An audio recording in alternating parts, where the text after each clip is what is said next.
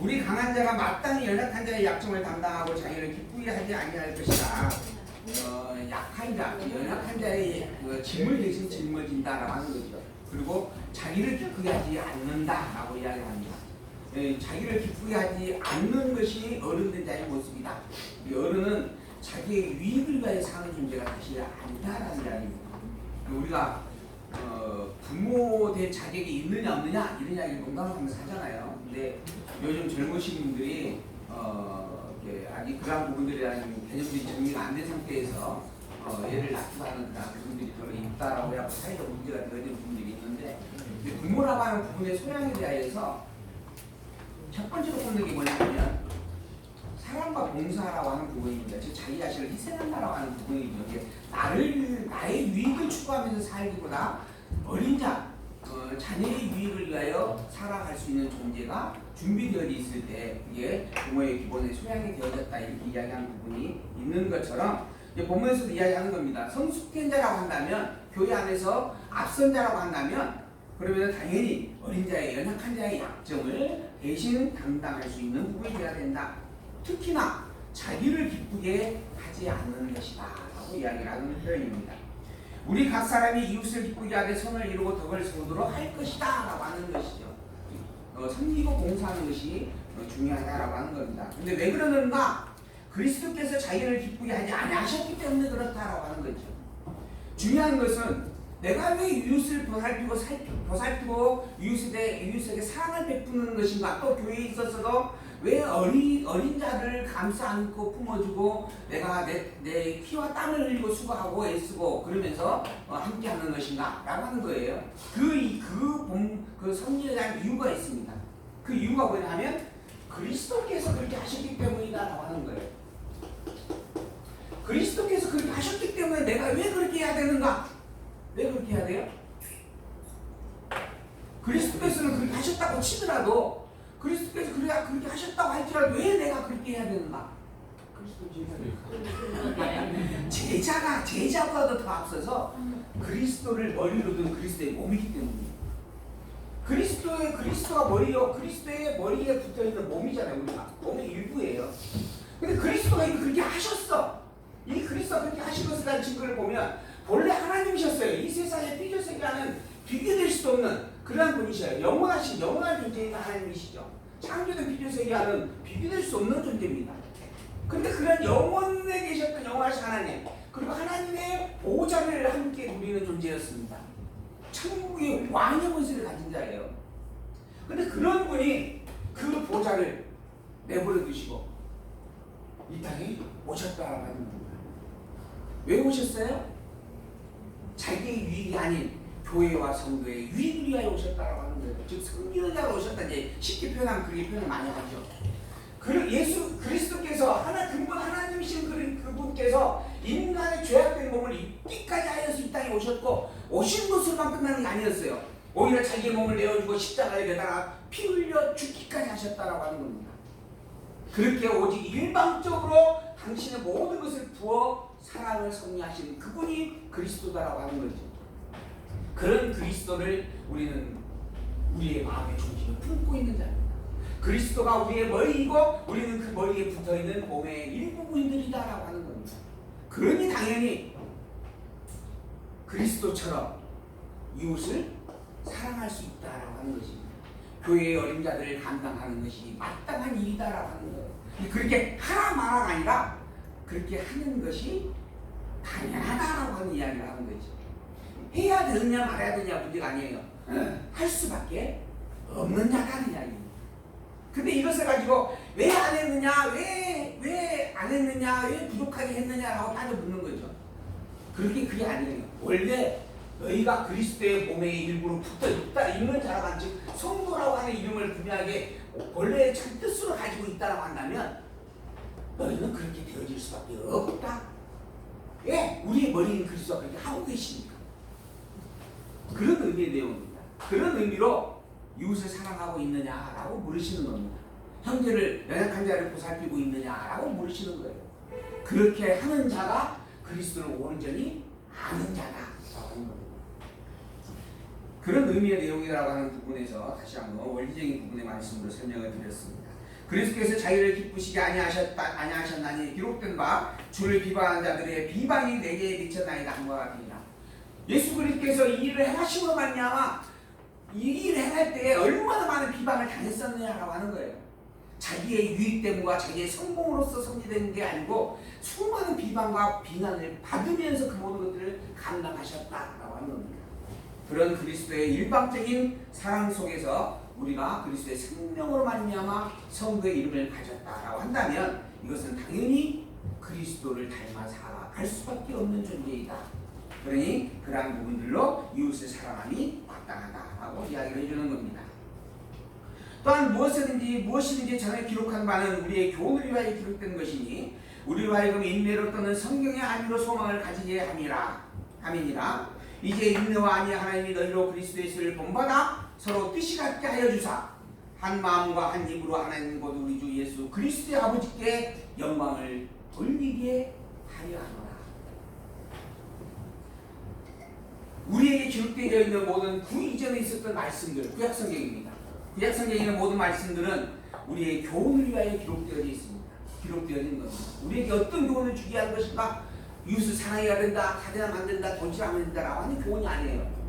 예수가 과연 그리스도임을 분명히 알게 하기 위한 교훈으로 주신 일들이었다라고 하는 겁니다. 그래서 우리로 하여금 인내로 떠는 성경의 안위로 소망을 가지게 하기 위한 것이었다. 이제 그 인내와 안위의 하나님이 너희로 하여금 그리스도 예수를 본받게 하여서 서로 뜻이 같게 해 주실 것이다. 그래서 우리가 이 사랑을, 이웃에 대한 사랑을 행할 수 있는 것도 누구의 힘으로 말미암은 것인가? 그리스도로 말미암은 것이다. 그리고 하나님으로 말미암은 것이다 라고 이야기를 해주는 겁니다.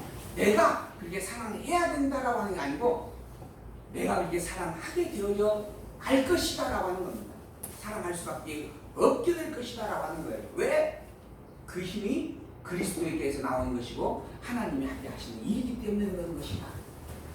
근데 이런 대전제가 없으면 위에 하나님이라고 하는 절대 주권자에 대한 속성의 성질을 내가 인식하지 못하고 있으면 내가 그 일을 해야 된다라고 하는 행위적 강조로 다가와질 수밖에 없는 말씀입니다. 그러나 이 모든 행위의 강조가 행위에 대한 말씀을 선포하는 첫 번째 대목에서 나가는 이야기가 뭔가? 이 모든 것들이 누가 하시는 일이다? 하나님이 하시는 일이다 라고 지금 바울은 분명하게 이야기합니다. 그리고 이렇게 하게 하시는 이유가 뭔가? 하나님의 영광을 찬양케 하기 위한 것이다. 이 세상 모든 만물을 창조하신 이 세상 우리가 사는 세상이 있습니다. 근데 우리가 이 사는 세상을 창조하신 가 하나님이십니다. 하나님이 이 세상을 창조하신 이유가 뭐였는가? 창조주인 하나님을 알게 하려는 것입니다. 이게 곧 계시입니다. 계시. 창조주인 하나님을 알게 하기 위하여 우리에게 주신 명확한 명제적 사건이 성경입니다. 성경을 통해서 우리는 이제 하나님을 지금 알아가게 되어지는 거예요. 근데 그러한 성경에 기록된 모든 말씀을 드리는 뭐냐 하면 창세기에서부터 창조부터 이 세상의 종말입니다. 즉 피조세계의 모든 역사를 성경이 담아주고 있는 것이죠. 그 피조세계의 일부분에서 우리는 살아가고 있습니다. 일부분에서 살아가는 우리가 바라봐야 할 게 무엇이겠는가? 이 하나님의 살아계심이라는 확증이다라고 하는 것입니다. 하나님이 정말 살아계시는가? 그 하나님이 정말 진리가 틀림없는가? 그 하나님이 정말 우리의 창조주가 분명한가? 라고 하는 것을 깨달아 아는 것이에요. 그 일을 위하여 하나님께서는 역사 섭리의 일부분에 우리를 보내셨고 살게 하시는 겁니다. 그 섭리를 깨달아 알게 하는 지혜가 누구로 말미암은 것인가? 예수 그리스도로 말미암은 것입니다. 우리의 머리 대신 그리스도가 없다면 이거는 결단코 깨달을 수가 없습니다. 그래서 예수를 그리스도로 믿지 않는 자들은 온전히 하나님을 알 수 없는 자들입니다. 절대 알 수가 없습니다. 예수를 정말 그리스도로 온전히 인정하는 자만이 진정한 참 하나님을 바르게 알 수 있게 되어지는 것입니다. 그런 의미에서 하나님께서 우리에게 주신 섭리의 목적과 내용들을 본문은 분명히 밝혀주고 있는 것입니다. 우리로 하여금 한 마음과 한 입으로 하나님을 찬양하게 하기 위하여 그러는 것이다. 교회가 그래서 하나 되어져야 된다라고 하는 것이죠. 그럼 교회가 어떻게 하나 되어질 수 있는가? 어떤 사람들은 그걸 조직적으로 엮으려고 애를 씁니다.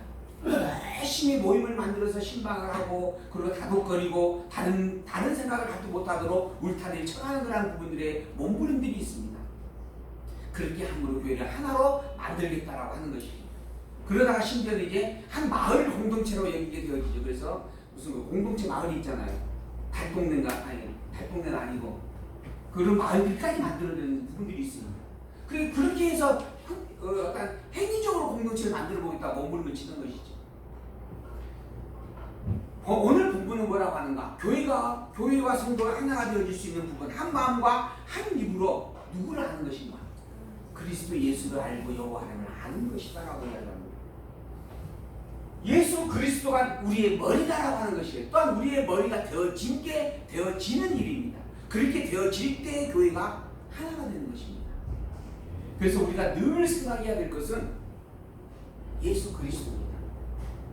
예수 그리스도를 알면 이 예수 그리스도는 하나님을 너무 명확하게 알고 계시는 분이죠.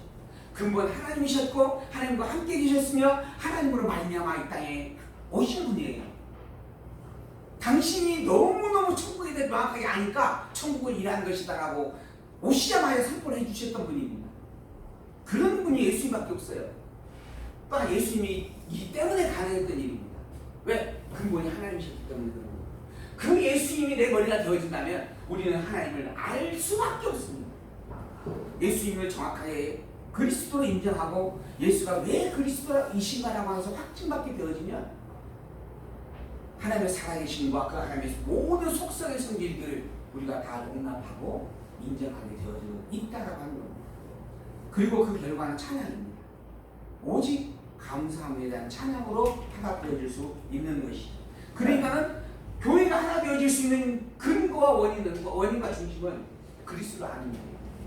그리고 그 그리스도가 예수님이다라고 하는 것을 확증받는 일입니다.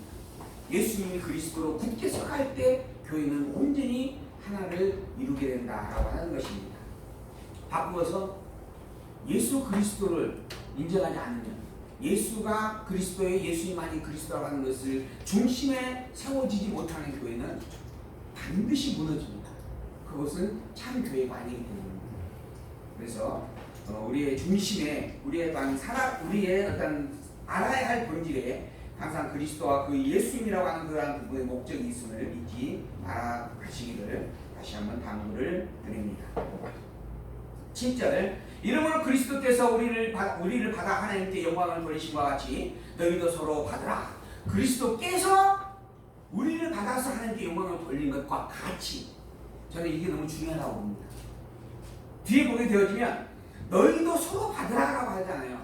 이걸 강조하는 교회들이 많습니다. 그래서 서로 사랑하십시다. 서로 은혜를 나누십시다. 서로 교제하십시다. 또 서로 이렇게 살피고 보살피고 위로하고 함께 하십시다. 이런 부분들에 대한 강조가 있는 것이죠. 근데 이 부분에 원본이 있습니다. 원동기가 있어요. 그 동기가 뭐냐 하면 그리스도께서 우리를 받아서 하나님께 영광을 돌려주신 일입니다. 그러니까 그리스도께서 우리를 받아서 하나님께 영광을 돌려주신 것을 알므로 말미암아 행하는 이 나눔이 참된 나눔이 되어지는 겁니다. 이게 없이 우리끼리 해보자라고 하는 부분이 되어지면 이거는 교회가 아닙니다. 이것은 그래 일반 사회적 조직의 한 모습일 뿐이다라고 하는 겁니다. 그래서 교회를 요즘은 기업과 같다라고 이야기하는 부분들이 비난이 참 많습니다. 교회는 작은 중소기업이다 또는 심지어는 어떤 대기업이다 이렇게 표현하는 부분들도 정말 많이 있는데요. 이걸 들을 때마다 저는 참 부끄럽다라고 생각이 되어집니다. 교회의 중심은 그리스도께서 우리를 받아 하나님께 영광을 돌리심을 원동력으로 두고 하나가 되어져가는 일들이다라고 하는 것. 내가 말하노니 그리스도께서 하나님의 진실하심을 위하여 할례의 수종자가 되셨으니 이는 조상들에게 주신 약속을 견고히 하시고 이방인으로 그 국민하심을 인하여 하나님께 영광을 돌리게 하려 하심이라. 그리스도께서 하나님의 진실하심을 위하여 할례의 수종자가 되었다. 할례를 직접 받으신 거예요. 이 땅에 오셔서 모든 율법에 순종하였고 결국 십자가에 못 박혀 죽기까지 자기의 모든 몸을 내어 주셨다라고 하는 거예요. 이게 하나님에게 순종하신 일이죠. 이렇게 순종하셨다라고 하는 부분에 대하여서 증거를 해주고 이렇게 하신 섭리에 대하여 이는 조상들에게 주신 약속을 견고케 하기 위한 것이다. 조상들이 준 약속이 뭐예요? 구약시대의 열조들이야. 열조들. 이스라엘 백성들 유다의 백성들을 향해서 하는 이야기입니다. 유다 너희들의 열조인 그 조상들과 맺었던 언약을 굳게 세우기 위해서 그런 것이다. 그 언약이 뭐예요? 내가 나라를 이루겠다라고 하는 거지. 그 나라의 본질은 천국입니다. 그 천국을 이루기 위해서 이 땅에 오셨어요. 그래서 예수님이 이 땅에 오시는 그 순간 첫 번째 외쳤던 복음의 소리가 천국이 가까웠습니다 라고 하는 말씀이었습니다. 천국, 즉 하나님 나라를 이루기 위해서 이 땅에 오셨다라고 하는 거예요. 이렇게 온전히 열조와서 오신 약속을 굳게 하기 위하여, 또한 온전히 완성케 하기 위하여, 견고케 하기 위하여 이 땅에 오신 것이었다. 그로 행하신 일들이었다. 또 이방인으로 그 긍휼하심을 인하여 하나님께 영광을 돌리게 하기 위함이다. 이방인, 유대인들에게는 열조와 성 언약을 견고케 하여서 하나님의 백성을 굳게 서게 하기 위한 것이었고, 이방인들은 이때는 다 버려진 자들이었지만은 복음으로 말미암아 하나님의 백성으로 화합되어 함께하도록 하기 위하여 섭리되어진 하나님의 정하신 뜻이 있는데 그 뜻을 온전히 이루기 위하여 오신 것이었다라고 하는 거죠. 그래서 그 이방인들을 하면서 그 긍휼하심을 인하여 하나님께 영광을 돌리게 하기 위하여 한 것이다. 이러므로 기록된 바, 이러므로 내가 열방 중에서 주께 감사하고 주의 이름을 찬송하리로다. 이게 구약의 선지자의 입을 통하여 약속으로 선포된 말씀입니다. 시편 18편 49절에 기록되어 있고 신명기서에도 기록이 되어 있는 말씀입니다. 신명기 32장 43절, 그리고 시편 117편 1절, 그리고 또 이사야 11장에도 기록되어 있는 말씀이에요. 그러니까 유대인을 중심으로 섭리하셨지만은 그 섭리하는 과정 속에서 이방인들을 구원해 주겠다라고 하는 약속도 세우셨더라 하는 거죠. 근데 그런 약속들을 이루기 위하여서 또한 예수께서 이 땅에 오셔서 함께 하시는 것이다 라고 하는 거죠. 유대인들을 위한 섭리가 있고 더불어 이방인들에게도 은혜의 복음을 주시는 섭리였다. 그래서 또 가로되 열방들아 주의 백성과 함께 즐거워하라. 또 모든 열방들아 주를 찬양하며 모든 백성들아 주를 찬송하라 하였으며, 또 이사야 가로되 이새의 뿌리 곧 열방을 다스리기 위하여 일어나시는 이가 있으리니 열방이 그의 소망을 두리라 하였느니라.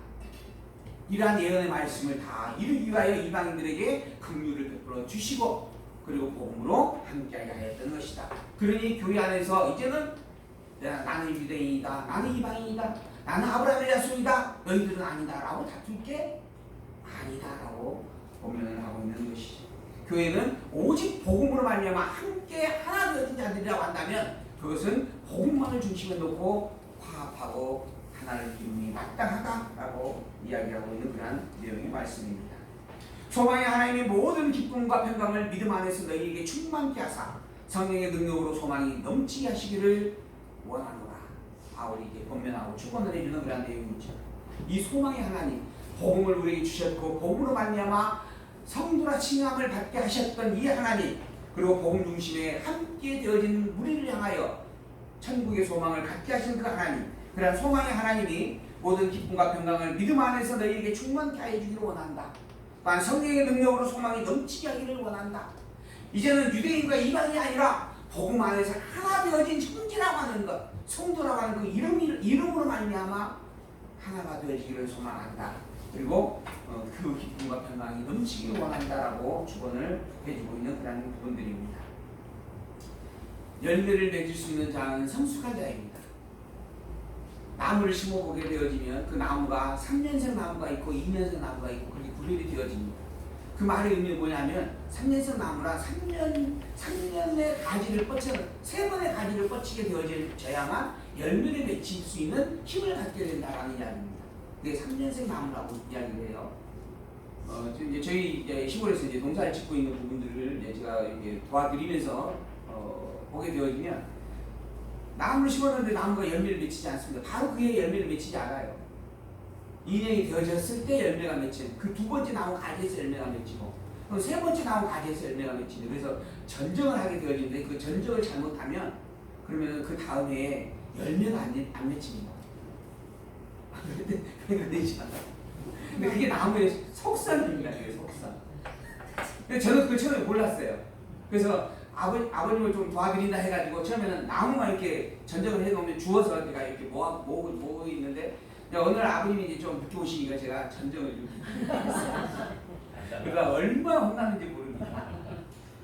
근데 그게 있더라고요. 근데 그걸 학교에 가서 학교에서 이렇게 그 공부하는데도 교과서 나오더라고요. 그게 2년생 나무, 3년생 나무가 있다. 그런 거하고 마찬가지입니다. 성숙한 자라고 하는 부분과 어린 자라고 하는 부분은 교회 안에 공존합니다. 그리고 성숙한 자란 열매를 맺을 능력을 가진 자입니다. 열매를 맺는다라고 하는 부분은 내 열매가 내 열매를 맺는 게 아닙니다. 복음의 열매를 맺는 겁니다. 그럼 복음의 열매가 무엇인가? 그리스도와 온전히 하나를 이루는 일입니다. 그러니까 성숙한 자로서의 열매를 맺는 그 열매는 주변에 함께하는 어린 자들, 즉 성도와 교제를 이룰 수밖에 없습니다. 그들을 살펴보고 그들로 하여금 힘이 되어질 수 있게끔 위로가 되어지고 기쁨을 나누는 것이죠. 그게 성숙한 자일 수밖에 없는 것이고 성숙한 자이기에 그런 모습이 나타나는 겁니다. 그리고 반대로 그러지 못한 자들은 아직 어린 자이다라고 하는 것을 우리가 분명하게 구별해 볼 수 있는 내용들입니다. 15장 14절 내 형제들아 너희가 스스로 선함이 가득하고 사도 직분은 이방인의 영적 예배를 위한 것이다 라고 하는 말씀에 대한 내용인데 내 형제들아 너희가 스스로 선함이 가득하고 모든 지식이 차서 너희 서로 권하는 자임을 나도 확신한다. 이거 이제 칭찬하는 거죠. 너희가 성숙하기 위하여 또한 성숙함으로 애쓰고 있는 자임을 내가 분명히 알고 있다 라고 하는 것이죠. 그러나 내가 너희로 다시 생각나게 하려고 하나님께서 내게 주신 은혜로 인하여 더욱 담대히 대강 너희에게 썼다. 지금 내가 다시 이 편지를 너희에게 보내는 것은 너희들이 몰라서 그러는 게 아니다.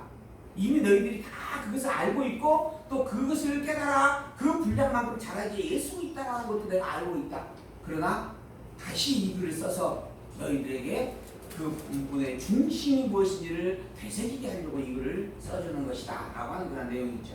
너희로 하여금 다시 생각나게 하려고 하나님께서 내게 주시는 그 은혜, 즉 사도의 직분으로서 이 글을 너희에게 다 써보내는 것이다. 이 은혜는 곧 나로 이방인을 위하여 그리스도 예수의 일꾼이 되어서 하나님의 복음의 제사장 직무를 하게 하사 이방인을 제물로 드리는 것이 성령 안에서 거룩하게 되어 바름직하게 하려 합니다.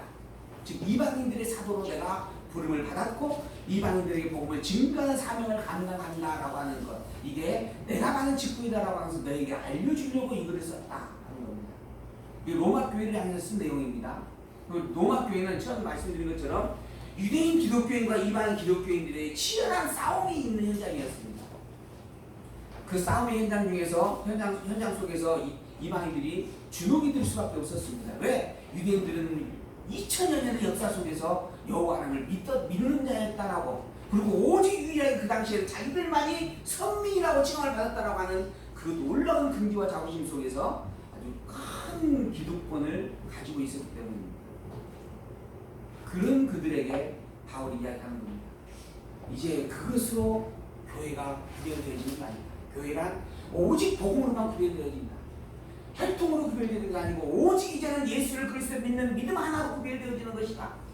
근데 너희들도 예수를 그리스도 믿지 않느냐? 저들도 예수를 그리스도 믿는 자들이다. 그런데 왜 서로 싸우느냐? 그것은 잘못된 일이다. 그런데 이 분란이 로마에 있는 교회에만 있는 게 아닙니다. 고린도 교회는 더 심했습니다. 심지어 고린도 교회는 음행을 하고 있는 자까지도 용납을 하면서 거짓을 가리키고 있는 거짓 선생까지도 용납을 하면서 숫자가 더 늘리면 된다 라고 아니했던 그런 교회였습니다.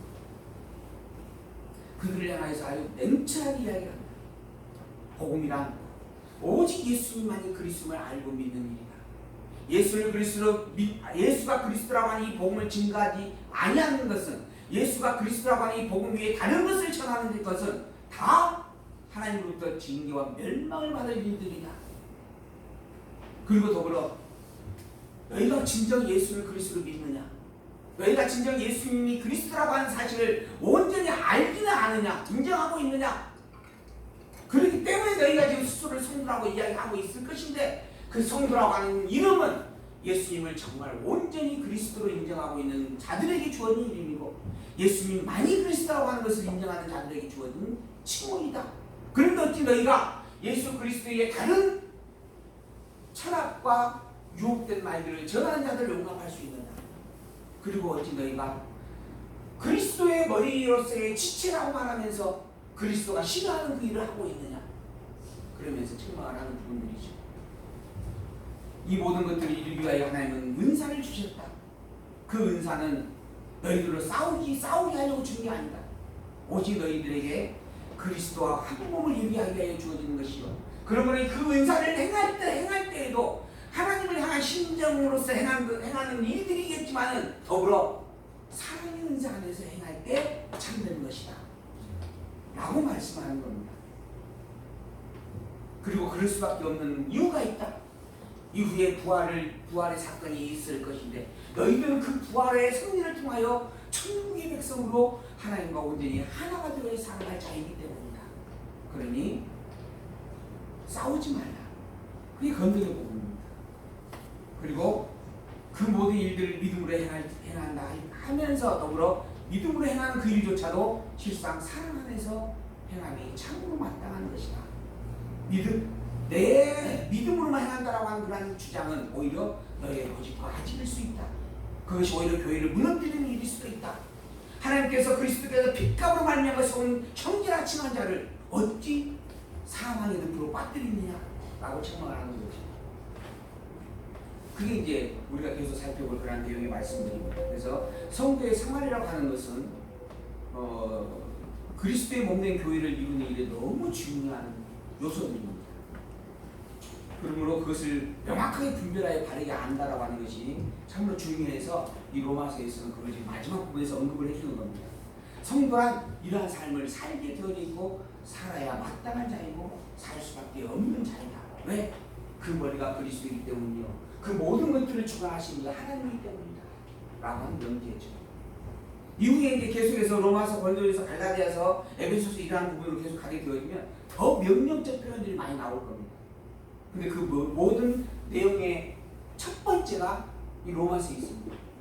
이 모든 것들의 근본된 출발과 중심과 원동력이 내게 있는 게 아니라 하나님께 있다라고 하는 거 잊지 말라라고 하는 거예요. 그리고 난 다음에 이제 본면의 내용들이 더 구체적으로 기록이 되어져 간다라고 하는 것입니다. 부모와 자식의 사랑 또는 아내와 남편의 사랑 그것 가지고 참 많은 이야기들이 있습니다. 남편은 아내를 사랑해야 된다. 아내는 남편에게 순종하고 복종해야 된다. 그럼 누가 먼저냐? 성경은 누가 먼저예요? 그 기록 순서를 보면 누가 먼저예요? 아내들아 남편에게 순종하라 이게 먼저입니다. 그러니까 이제 그거 가지고 야 먼저 기록되어 있는 거 보니까 아내들이 먼저 사랑해야 된다, 순종해야 된다. 그러나 또 그 뒤에 보게 되면 남편들아 아내 사랑하기를 내 몸처럼 사랑하라. 그러므로 말미암아 아내된 자가 너에게 순종할 것이다. 또 이야기를 하죠. 그럼 누가 먼저 사랑해야 돼요? 왜 사랑해야 되죠? 아내가 먼저 남편에게 순종할 수도 있고 남편이 아내에게 사랑을 베풀 수도 있습니다. 그것은 순서적 문제가 아니에요. 성경의 근본된 원리로 보면 신랑이 아버지를 떠나 아내에게 찾아오는 것이 그런 원리예요. 그러니까 그리스도가 하나님을 떠나 교회로 아침에 대한 승리를 알게 하기 위하여 교회의 머리로 아내의 머리로 남편을 세웠습니다. 이게 사실 그리스도의 일방적인 사랑의 섭리를 본다면 누가 먼저 해야 돼요? 남편이 아내를 먼저 사랑해야 되는 게 성경적 원리입니다. 그러나 누가 먼저 사랑하라고 하면서 규정하는 게 아닙니다. 하나님이 교회를 어떻게 사랑해야 된다라고 하는 것을 확인해주는 섭리로 눈으로 볼 수 있게끔 보여주는 하나의 예시적 섭리들이에요. 근데 그 예시적 섭리를 가지고 원칙의 섭리로 적용하는 부분들이 너무 많아요. 당신이 사랑해야 내가 순종을 하지. 이게 아닙니다. 그건 예시예요, 예시. 그리고 그 예시를 통하여 말하고 되는 본질은 영원하신 하나님 계십니다. 그리고 영원하신 하나님을 알게 하는 방편으로 우리에게 주신 그 사랑의 본질, 예수 그리스도를 통하여 우리에게 주신 대속의 사건을 기억하게 하기 위한 섭리들입니다. 그러므로 예수를 그리스도로 기억하는 자가 먼저 하시면 됩니다. 예수를 그리스도로 믿는 신앙의 중심을 굳게 세운 자가 내가 예수 그리스도를 굳게 믿고 있으니까 내가 먼저 사랑할게 이렇게 하시고 행하면 된다라고 하는 거지.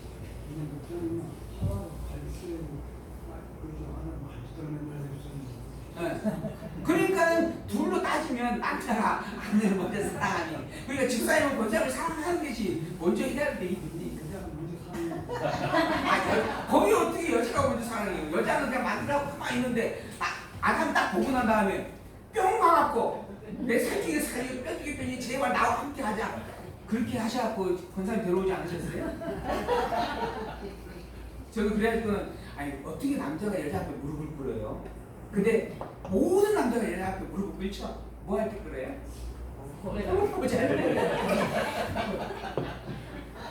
그렇게 하고 들어오셨잖아요. 그게 선리 속에서 나타나는 하나의 선리의 속성인데 본질은 또 그게 본질은 잊어버리고 하시면 안 됩니다. 본질은 영원하신 하나님이 우리를 얼마나 사랑하고 계시는 거라고 하는 것을 보여주는 하나님의 살아계신 거 여호와십니다. 확증의 증거가 여호와의 사건이다라고 하는 겁니다. 내 형제들아 그래서 스스로 선함을 가득하고 모든 지식에 차서 능히 서로 권하는 자임을 나도 확신한다. 아까 이야기 드렸던 내용이에요.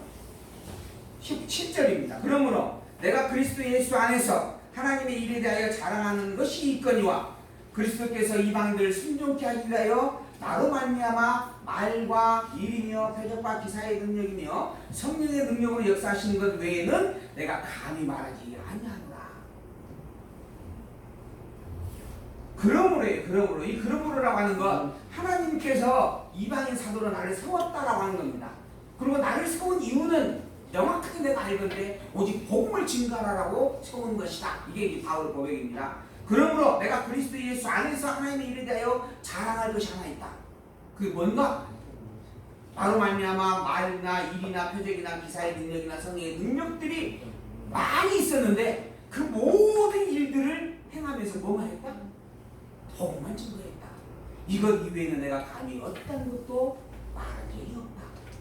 라고 하는 게 바울의 이야기입니다. 그리고 하는데 자기가 수많은 어떤 표적도 행하고 병고침도 행하고 그런 일들이 있었다라고 하는 것입니다. 근데 그러한 모든 일들을 행할 때 바울의 중심은 한 가지밖에 없었다. 그게 복음을 증거하는 그 일뿐이었다라고 하는 그런 고백을 하고 있는 겁니다. 거기요 아픈 사람 입장에서는 복음을 차지해놓고 바울에게 가가지고 내가 병이 고쳐지기를 원하는 마음 이런 마음으로 가는 사람도 있을 겁니다. 그 각자의 신앙의 분량 끝 가는 거죠. 그러나 바울은 그 사람의 불쌍함 때문에 그를 고쳐준 게 아닙니다. 그 사람이 정말 힘없고 연약한 자이기 때문에 보살펴준 것도 아니에요.